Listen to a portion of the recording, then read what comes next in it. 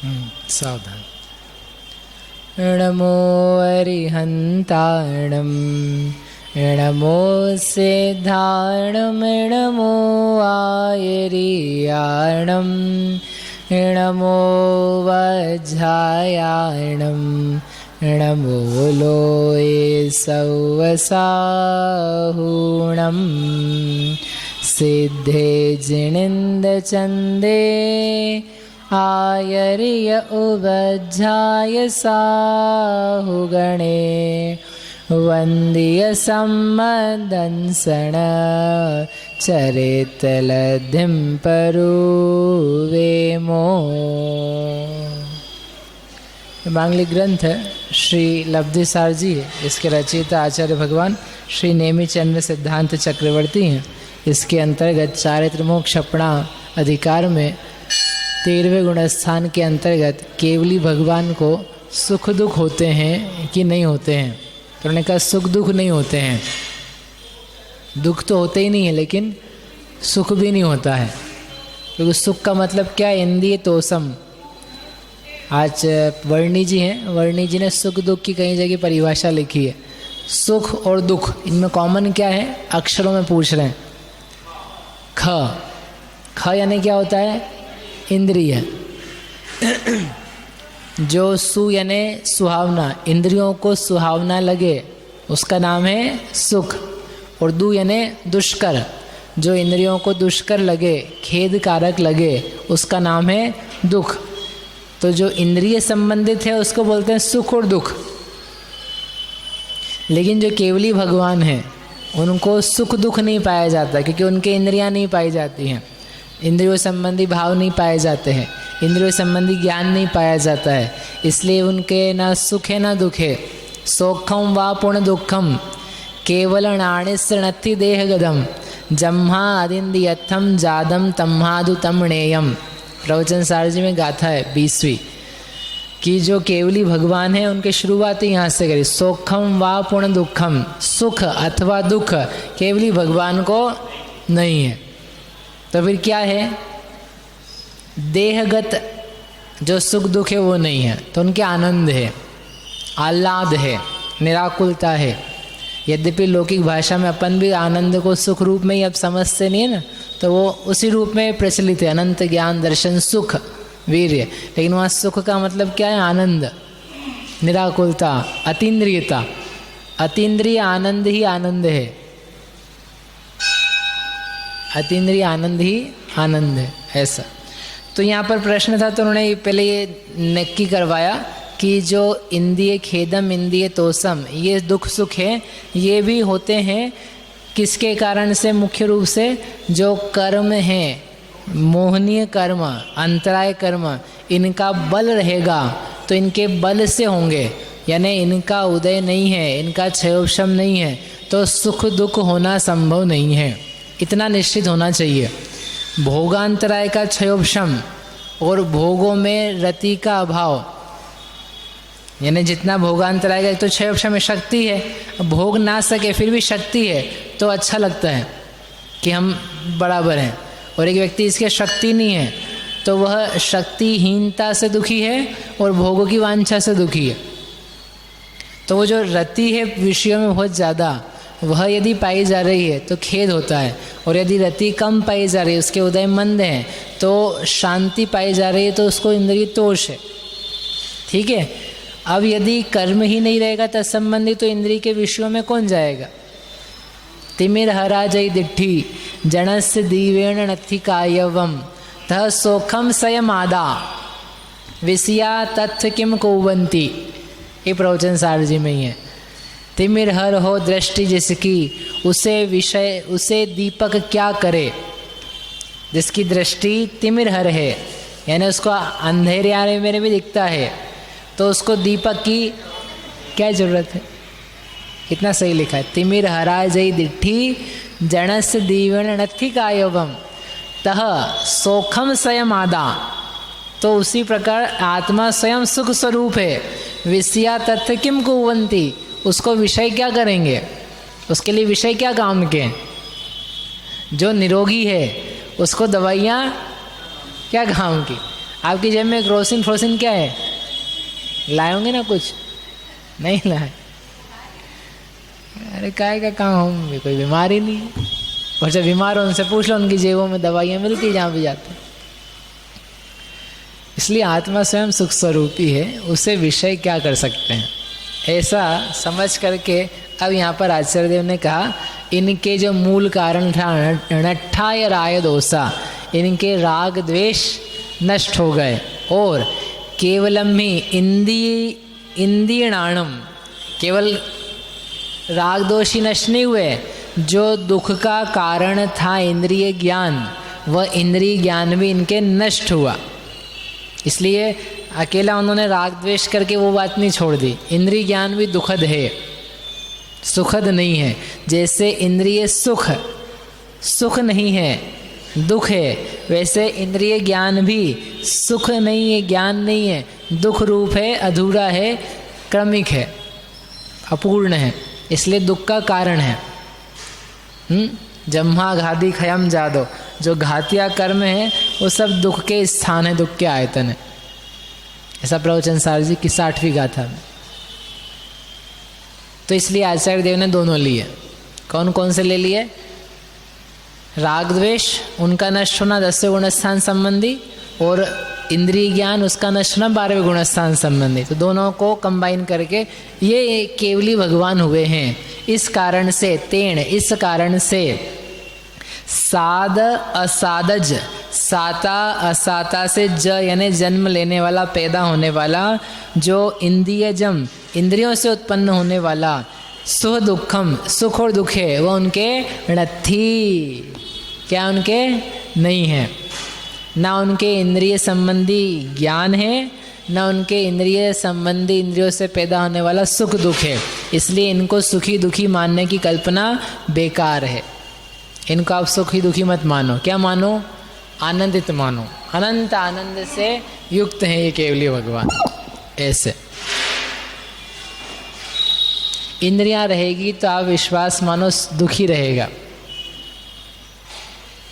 इंद्रियां जब तक रहेगी दुखी रहेगा, जब तक अतीन्द्रिय नहीं होता तब तक सुखी नहीं हो सकता। इसलिए प्रवचन सार जी का जो सुख अधिकार लिखा उसमें इंद्रियों की हेयता ही बताई। एक गाथा 64 नंबर की, उसमें लिखा हतकई इंद्रियई, हतक इंद्रियां, हतक यानी हत्या करने वाली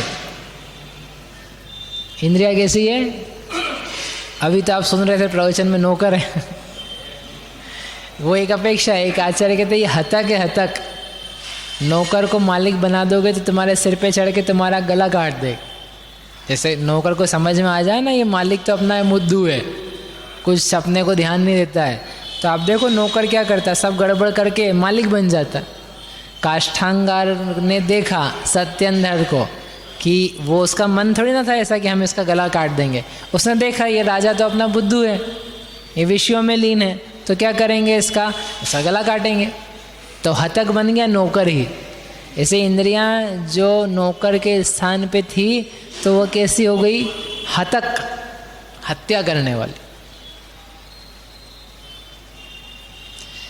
ऐसी इंद्रियां जब तक रहती है तब तक दुख होता है, इनके नहीं है। इसलिए उनके साता असाता यद्यपि कर्म अभी मौजूद हैं, परंतु उनको बल देने वाला, उनमें प्राण भरने वाला जो कर्म था वो कर्म इनके नहीं है। इसलिए ये सुखी दुखी नहीं है, अतीन्द्रिय आनंद में मग्न है।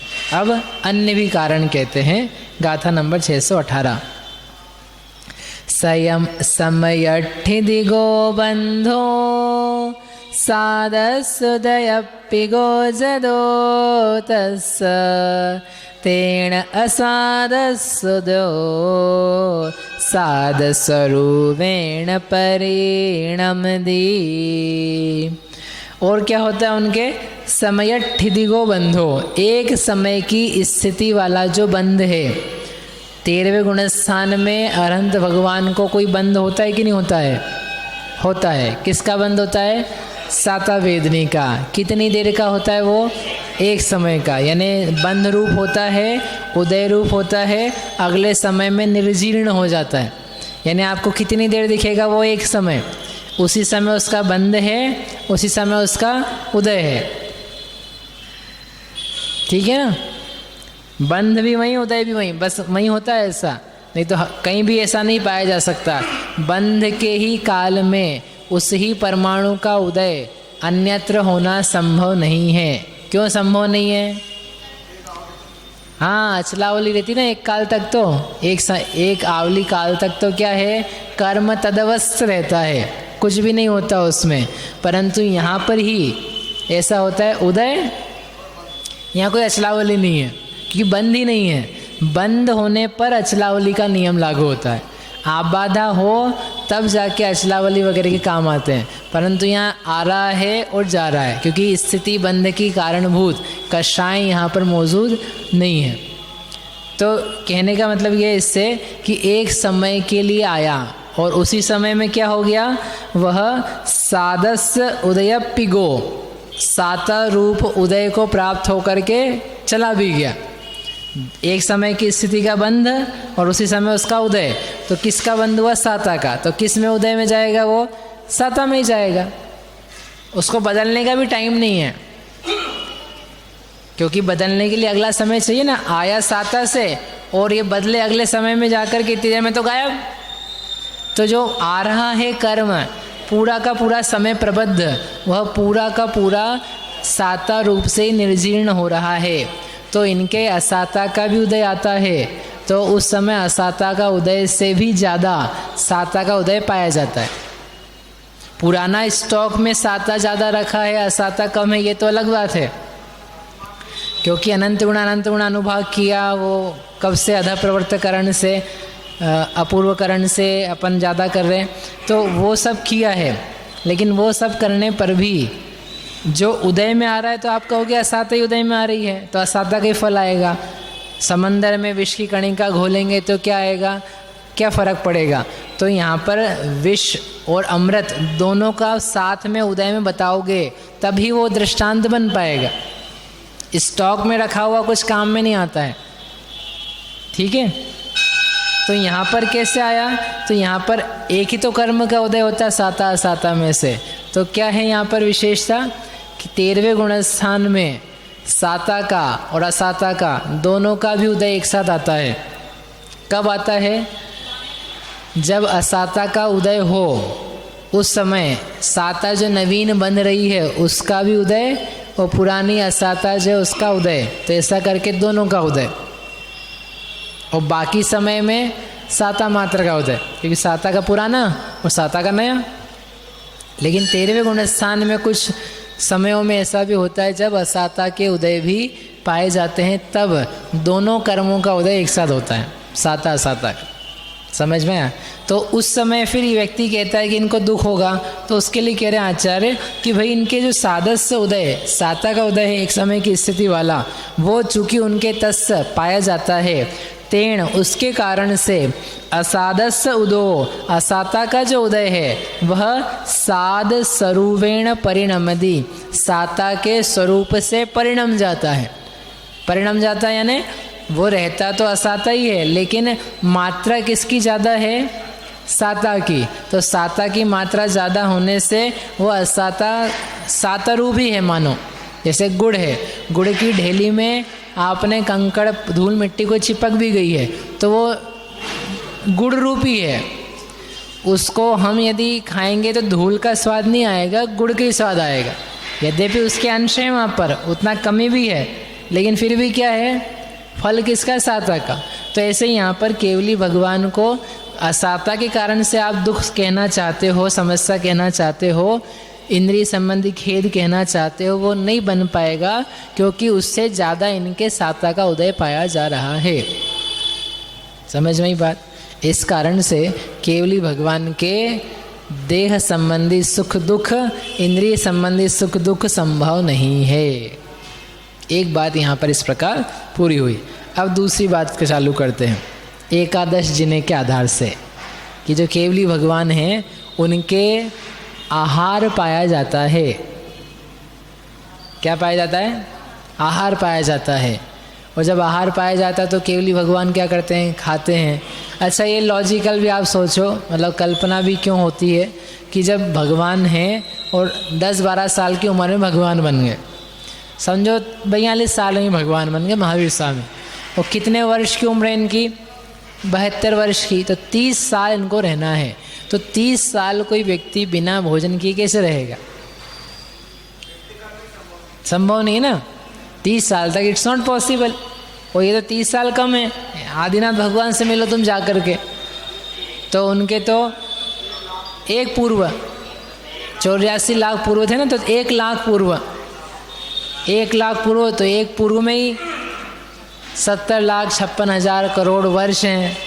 तो करोड़ वर्ष, उसमें 1 लाख और गुणा कर, तो कोड़ा कोड़ी वर्ष। तो कोड़ा कोड़ी वर्ष तक इनको आपको रखना है, तो साबुत रखना है कि नहीं रखना है?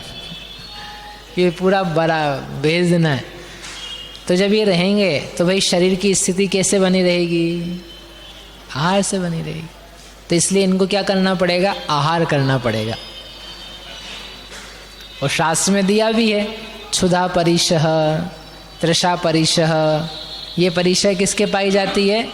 केवली भगवान के पाई जाती है। सूत्र जी का सूत्र है, 11 जिन्हें 22 परिशः होती है, उसमें से 11 आधी जो किसके है? केवली भगवान तक के पाई जाती है। 11 यानी 11, जिन्हें यानी जिनमें, जिन्हें नहीं सहयोग केवली में। अब बताओ, तो केवली भगवान खाएंगे कि नहीं खाएंगे? तो फिर उनका शरीर कैसे चलेगा यदि आहार नहीं करेंगे? तो आप नहीं खाओगे 1 करोड़ साल तक तो कैसे चलेगा? अरे हमारी बात नहीं है, हमारा और उनका कंपैरिजन नहीं है, क्योंकि हम मोहनी कर्म से सहित हैं, वे मोहनी से रहित हैं। अब मोहनी शरीर में क्या करेगा? लेकिन भाई आप ये मोहनी का तो दे सकते हो दृष्टांत, तो वो आत्मा पे तो लग जाएगा कि आत्मा में लगेगा मोहनी कि इनको खाने की इच्छा नहीं, इनको इच्छा। लेकिन शरीर तो शरीर के हिसाब से काम करेगा ना। ऐसे अपन भी लोगों से एक दूसरे से कहते हैं आपकी भावना बहुत अच्छी है, आत्मा का बल भी अच्छा है, लेकिन देखो शरीर तो शरीर जैसे ही चलेगा ना। यही तो कहते हैं अपन, एक दूसरे को नहीं समझाते कि आप ज़्यादा खींचतान मत करो, ज़्यादा ये मत करो, आप तो जो ठीक है वो सब करो, आपकी भावना अच्छी रखो। तो अपन भी भगवान के लिए फिर यही वो अपने को कहेगा ना, देखो आप जो सब बातें कह रहे हो वो सब ठीक है कि इनके मोह नहीं है, इच्छा नहीं है, दुख नहीं है, लेकिन शरीर तो शरीर के हिसाब से काम करेगा ना। तो कहते शरीर के हिसाब से काम करेगा, ठीक है, लेकिन इनका शरीर भी कन्वर्ट होता है, शरीर बदल जाता है। किस रूप में? परमोदारिक रूप में। और उसके होने पर जिस प्रकार से कमजोरियां अन्य सामान्य मनुष्य को आ जाती है, उसकी धातु उपधातु क्षीण हो जाती है, वैसा इनके नहीं पाया जाता है। इसलिए इनके आहार की जरूरत नहीं होती है। ठीक है, इसके लिए लेकर के न्याय शास्त्र में बहुत विस्तार से चर्चा है, अपन वो सारी चर्चा नहीं करेंगे, परंतु यहाँ पर ये प्रश्न जीवों को सहज रूप में होता है। एक प्रकार से नेचुरल क्वेश्चन है कि वो आहार होगा, लेकिन यदि थोड़ा समझ करके समझ जाता व्यक्ति, पढ़ लेता और तर्क सुन लेता तो ठंडा हो जाता। और वो नहीं सुन करके नहीं हमको तो मानना ही है, तो उसमें बहुत सारी विपरीतताएं पैदा होती। भगवान भोजन ही कैसे करेंगे? और फिर प्रवचन सार जी की 20वीं गाथा की टीका में दिया सर कि आप यदि भोजन करना मानोगे तो इनके अनंत सुख नष्ट होगा, इनके अनंत ज्ञान नष्ट होगा, ज्ञान नष्ट होगा तो दर्शन नष्ट होगा, इनकी शक्ति जो अनंत वीर है वो नष्ट होगी, तुम्हारे चतुष्टय नहीं बच पाएंगे, तुम्हारे खाने के चक्कर में इनकी सर्वज्ञता वीतरागता सब खत्म। प्रयोजन थे, बहुत सरल लिखा है, अभी अपन सब चर्चा नहीं करेंगे, आप पढ़ना, बहुत सरल भाषा में दिया है प्रवचन सार जी में, जैसे आचार्य की 20वीं गाथा की टीका में सब दिया है, बिल्कुल एक एक तर्क से, न्याय से, युक्ति से, आगम से। ये आहार ग्रहण किया जाता है संयम के लिए, संयम किया जाता है तब के लिए, तब किया जाता है केवल ज्ञान के लिए। अब केवल ज्ञान हो गया, आप काहे के लिए खाएंगे भाई? आहार, ये जो शास्त्र प्रसिद्ध बात है ना, आहार किसके लिए ग्रहण करते हैं? शरीर के लिए, शरीर किसके लिए? संयम के लिए, संयम किसके लिए? तप के लिए, तप किसके लिए? केवल ज्ञान के लिए। यद अर्थिनो तपः सेवन्ते केवन्ते तत् केवल ज्ञानम, ये केवल ज्ञान की परिभाषा दी है। मुनिराज निर्ग्रंथ जिसके लिए तपों को ध्याते हैं, तपों का सेवन करते हैं, उसको केवल ज्ञान कहते हैं। जिसकी प्राप्ति के लिए तप किए जाते हैं उसको केवल ज्ञान कहते हैं। तप के लिए केवल ज्ञान, केवल ज्ञान के लिए तप किया था। अब क्या हो गया महेश जी? केवल ज्ञान तो हो ही गया। अब क्यों आहार, अब क्यों तप? जैसे आप भोजन करते हो किसके लिए? पेट भरने के लिए। अब पेट भर गया, उसके बाद अब भर ही गया, आप कैसे खाएंगे? अब तो पेट भर गया, पेट भरने के लिए खा रहे थे। अब यद्यपि थोड़ा आगे बढ़ के बोलेंगे तो तकलीफ हो जाएगी। पैसा किस लिए कमाते? पैसा किस लिए कमाते? घर चलाने के लिए, पेट भरने के लिए, परिवार चलाने के लिए। अब परिवार के चलाने लायक हो गया, अब क्यों कमाएंगे? तो ये तो फिर भी कमाएगा व्यक्ति। क्यों? मोह के कारण से। यहाँ तो मोह है इसलिए कमा लेगा। जिसका पेट भरा हो वो भी खा लेगा, खा लेता है। आपको भरपेट भोजन भी कराते हैं, उसके बाद में पान सुपारी, लौंग, इलायची, शरबत, कॉफ़ी, चाय, ये तो आदमी पता नहीं क्या गटकता जाता है। जगह बनाता रहता है। तो वो जगह पता है क्या होता है? जगह नहीं रहती है। जो ये पेट है ना, ये पेट स्ट्रेच होता है, जगह होती नहीं है। अब वो आपने भर तो दिया है, जैसे प्लास्टिक का है स्ट्रेचेबल, अब आपने भर दिया, अब फिर भी आप सामान डाल रहे हो तो क्या होगा? वो फैलेगा, तो क्या आएगा? फिर पेट बाहर आएगा।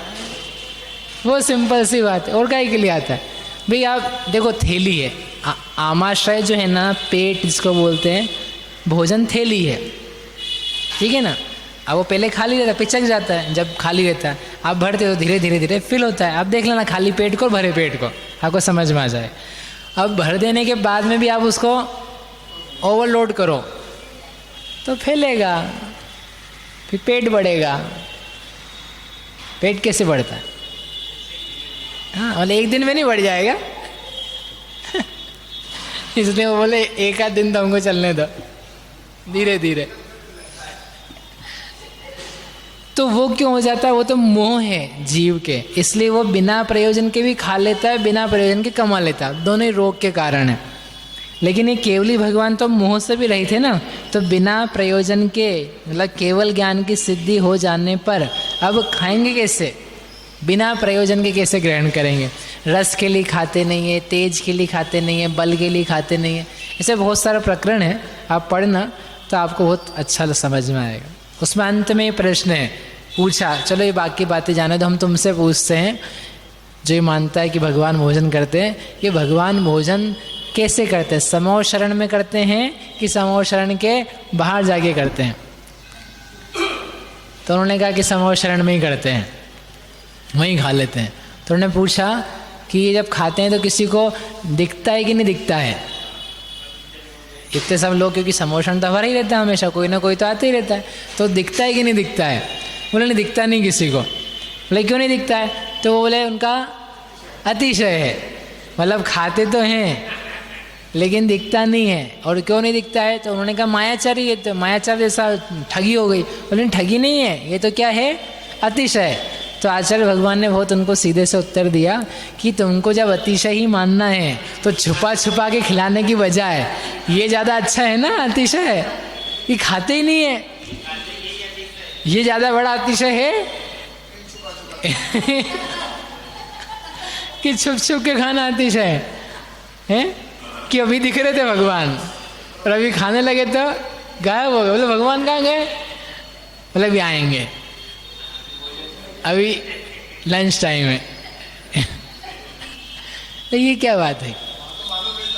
मतलब कितने सुंदर बात है, आप समझे बात को। मतलब ये अपन ने हास्य में कहती, लेकिन कि अतिशय आपको मानना है तो निरपराध, निरपराध नहीं निरपवाद, अतिशय मानो ना उटपटांग अतिशय मानने से क्या मतलब है? क्या होता है, पक्ष आ जाता है ना, हम नहीं मानने को तैयार होते। और ऐसा नहीं हम किसी व्यक्ति, अपन सब लोग भी ऐसे ही, जिसके प्रति पक्ष है, जिस बात के प्रति, और उस बात को समझाया जाए तो देखने लायक है कि अपन कितने उससे अटैच्ड हैं। नहीं, हम तो ऐसे ही मानेंगे, आप चाहे जो कहो, हमको तो ये मानना है। फ्लेक्सिबिलिटी जो है ना विचारों की, वो बहुत बड़ी उपलब्धि है जिसके पास है। हाँ, वही तो, ऐसा था ना कि अब कुछ भी, कल को आप बोलो बलि चढ़ाओ, हाँ अपन तो भैया ठीक है, बलि भी ठीक है, बलि की बात हम वो नहीं कह रहे, योग्य, उसमें बहुत सारा स्कोप रहता है चीज़ों का। मतलब एक जो आपने बात मानी है, उसके अलावा उसके नीचे ऊपर की बहुत सारी वेरिएशंस हैं, उसको भी देखते हुए आप मानते हो कि नहीं देखते हुए मानते हो? तो हम आपको जो कह रहे हैं, हम नीचे वाला कह रहे, थोड़ा आप ऊंचा वाला सुन रहे थे, हम नीचे वाला भी कह रहे। तो नीचे वाले की स्वीकृति है क्या? एक भाई थे तो बोले कि हम तो रात को जल भी नहीं, पानी भी नहीं, लेने ही नहीं, श्रावकाचार में लिखा लेना ही नहीं है। तो उनके वो ठीक है, अच्छी बात है, लेकिन ग्रंथ में दिया, एक दूसरे ग्रंथ में, पहले ग्रंथ में, कि श्रावक को जरूरत पड़े तो वही जल और औषधि रात को ले ले, ऐसा शास्त्र में दिया है। तो नहीं, हमने श्रावकाचार में पढ़ा है कि जलहु नाही ले, तो वो लिखा है, वो बराबर है एक उत्कृष्टता की अपेक्षा से। लेकिन कदाचित कोई समस्या आ जाए, हम रोज की नहीं कह रहे हो, उल्टा लेके मत चले जाना कि हम नहीं पी रहे तो पीने लग जाए, लेकिन ज़रूरत पड़े, उष्णता बढ़े, कोई रोग के कारण से लेना पड़े तो वो ले ले, तो उसके ठीक है, मतलब उसकी योग्य है, योग्य यानी उसकी भूमिका में चल सकता है। मुनिराज को नहीं, एक सामान्य शावक के लिए। तो बोले नहीं, हम उनका एक अवसर भी पड़ा, फिर क्या आप ले लो? नहीं लेना, नहीं लो आप, वो अच्छा नहीं है, पढ़क पालते हो, लेकिन आप कहो कि नहीं हम तो उत्कृष्ट ही मानेंगे, जघन्य मानेंगे ही नहीं, मध्यम मानेंगे ही नहीं, तो उस चीज़ का पक्ष बनता। ऐसे बहुत सारे हैं, पक्ष है, आपकी स्थिति नहीं है अभी, आपको आवश्यकता है, और आप ऐसे भी नहीं हो, कैसे व्रती श्रावक बहुत ऊंचे, तो अब और बिगड़ रही उससे आपकी स्थिति।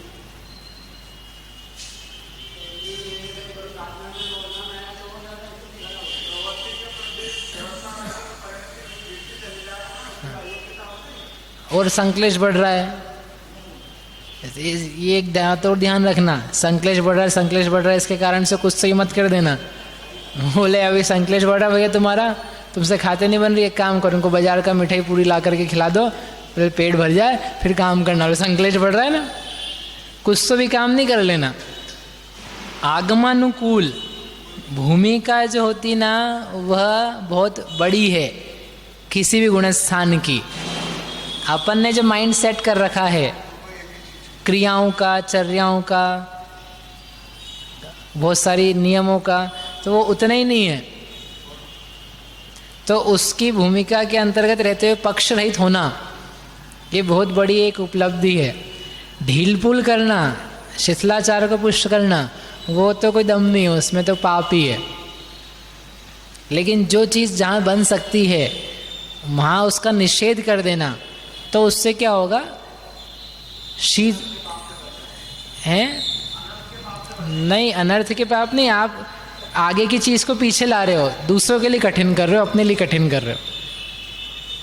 जो चीज़ जहाँ नहीं है वहाँ लेके आओगे। एक बहन जी मिली, बोले उनके गर्मी के भरे दिन, गृहस्थ बहन जी, मतलब ब्रह्मचारी बहन जी, तो कमरे को बंद, कोई खिड़की खुली नहीं, कोई वो नहीं। बोले खिड़की क्यों नहीं खोलना? हवा के जीव नहीं, शील का दोष लगता है। कमरा गर्मी में पूरा बंद, कोई पंखा वंखा नहीं, मतलब एक तरह से बहुत अच्छी बात है, आप कितनी सहन शक्ति, लेकिन आप कर क्या रहे हो? ये क्या है? ये तो बहुत ज़्यादा अति है। ये कौन सा शील का दोष है कि कमरे की खिड़कियाँ खुली रखेंगे तो क्या लगेगा? शील का दोष लगेगा। ये क्या सिखाएंगे हम अपने बच्चों को? हैं, बताओ। लेकिन अब वो समझाओ तो तकलीफ है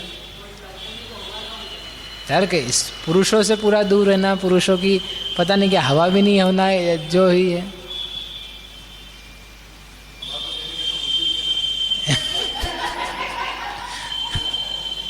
नहीं, कहने का अर्थ आप मेरे को निंदा नहीं की इसी की, आपको एक विषय समझा रहे हैं कि पक्ष कितना बनता है।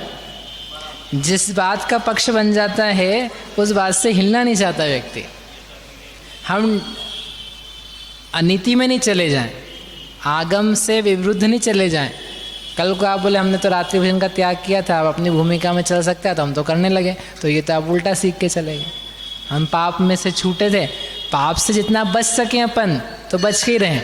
रात्रि में आपको जल आदि की आवश्यकता नहीं है, आपका त्याग है और अच्छा है, छूना ही नहीं उसको। यहाँ से जैसे सुन के चले जाओ, वो पंडित जी ने कहा था रात को चलता है शावक को, तो अपन पीने लगे, बोले बढ़िया, ये थे ना कहा था हमें। उसमें लिखा कभी हो तो ले ले, तो उसमें ठीक उसके लिए कभी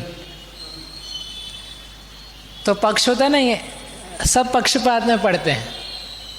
देखने लायक बात है। कब मालूम पड़ता है पक्षपात में पड़े? जब अपने पक्ष की बात आती है, पक्ष की नहीं, अपने पक्ष से विरुद्ध बात आती है, तो उसको कितना सहन कर पाता है व्यक्ति। सहन शक्ति कितनी है, सुनने की भी, सुनता तक की पसंद, सुनना तक संभव नहीं हो पाता, विचारना। तो ऐसे क्या है, ये चीज़ें जो नए नए मत खड़े हुए, कवलाहार जो शुरू हुआ, तो कवलाहार की बात क्यों चालू हुई कि उसके दिमाग में किसी भोले आदमी के व्यक्ति के मन में आई, तो उन्होंने कहा, तो आचार्य ने उसको समझाई कि देखो भाई ऐसा नहीं है, ऐसा है। तो यदि उसको समझ में आ जाती तो तत्काल छोड़ जाता कि नहीं आपकी बात बराबर है। लेकिन पक्ष बन गया इतने दिनों में कि नहीं हम तो मानेंगे, हमने बोल भी दिया 50 लोगों को, अब कैसे पीछे हटे, बस चल पड़ी वो बात, अब ले दे के पुष्ट करो। तो आचार्य ने कहा यहाँ पर कि अब वो केवलियों में आहार मार्गणा कही है और उनका शरीर चलना है, तो यहाँ का उत्तर क्या है? तो यहाँ का उत्तर आचार्य कहते हैं गाथा नंबर 619, परिसमयं देवतमं जोगिणो कम देह पडिबद्धं समयपबद्धं बंधदे गलिदवसे साउ में तठिदी। तो उनका जो शरीर है, यदि वो आप कह रहे हो आहार नहीं लेते हैं और फिर वो दिखता भी नहीं हो, बिना उसके उनके करोड़ों साल तक बना रहता है, तो हाउ इज़ इट पॉसिबल? एक तो ये प्रश्न। दूसरा प्रश्न, जो जैनागम हैं, जैन शास्त्र हैं, दिगंबर के हों चाहे श्वेतांबर के हों, उन सब में सब जगह लिखा है कि केवली भगवान आहारी होते हैं। क्या होते हैं? आहारी। 2, फिर तीसरा, उनके असाता का उदय होता है। चौथा, उनके क्षुधा परिशय होती है। तो ये सब शास्त्र में लिखा है, तो इन सब का निवारण कैसे होगा? इसलिए हम मानते हैं, शास्त्र में लिखा है इसलिए। ठीक है, तो इसके उत्तर के लिए आचार्य ने असाता वेदनी का उत्तर तो आपको दे दिया कि असाता वेदनी है तो उसका फल तो जो पहले की गाथा में कहा ना, साध स्वरूपेण परिणमदी, वो हो गया। क्षुधा अधिक परिशय जो आप कह रहे हो एकादश जी ने, उसका उत्तर क्या है कि ये हमने चूंकि कर्म का उदय मात्र है, इसके कारण से कई उपचार से वास्तव में उनका कार्य दिखाई देता हो, ऐसा नहीं है। और उसके लिए एक और हेतु आपको देते हैं, 9वें गुणस्थान तक मैथुन संज्ञा कही है। तो तुम तो ऐसा कहा है कि मैथुन संज्ञा है, कल को ये भी कहने लग जाओगे कि एक मुनिराज थे, वो भोग रहे थे स्त्री के साथ, वो 9वें गुणस्थान में थे। क्यों? मैथुन संज्ञा थी उनके। 9वें गुणस्थान में चल सकता है ऐसा? भोगते भोगते आदमी भगवान बन जाएगा। क्यों ऐसा बोलो ना, मैथुन संज्ञा है। तो आप क्या कहोगे उसका उत्तर? मैथुन संज्ञा कही है मात्र इसलिए क्योंकि वहाँ वेद कर्म का उदय है, परंतु उसका कोई कार्य दिखाई देता हो, ऐसा नहीं है। ऐसे ही 13वें गुणस्थान में असाता वेदनी कर्म का उदय है, इसलिए 11 परिशय कही है, परंतु उसका कोई कार्य दिखाई देता हो, दुख रूप, भोजन रूप, वो वहाँ पर संभव नहीं है। ठीक है, 2 तो 2 उत्तर हो गए। तीसरा प्रश्न क्या था? आहार मार्गणा में इनको आहार कहा है। तो आहार मार्गणा में चूंकि आहारक कहा है, इसलिए क्या है, ये आहार ग्रहण करते हैं। तो ये तो कोई भी पढ़ने वाला तत्काल उत्तर दे सकता है कि भैया आहार ग्रहण करता है ये बोला है, लेकिन आहार का मतलब क्या पहले ये भी तो बताओ। क्योंकि उसी मार्गणा में दूसरी गाथा में पहले आहार किसको बोला ये कहा है, और कितने समय वो आहार होता है ये बताओ।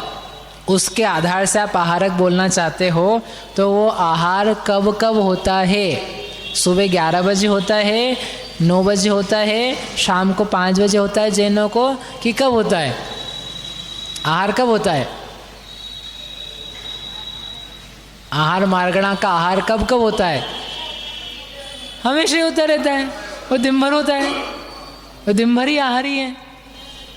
वो कोई सुबह 9 बजे टाइम आ जाता हो, चर्चा के लिए निकलते हो तो आहार मार्गणा चालू और फिर बंद, ऐसा तो है नहीं। उसके कारण से आहारी कहोगे तो ये जीव तो निरंतर आहारी है, उसमें कवला आहार की तो बात ही नहीं है, वो तो सर्वांग से ग्रहण करता है। ये सब लिखा है शब्द, आत्मा के प्रत्येक प्रदेश पर रहने वाली चंचलता रूप जो योग शक्ति है उसके निमित्त से ग्रहण करता है, कर्म को नो कर्म को।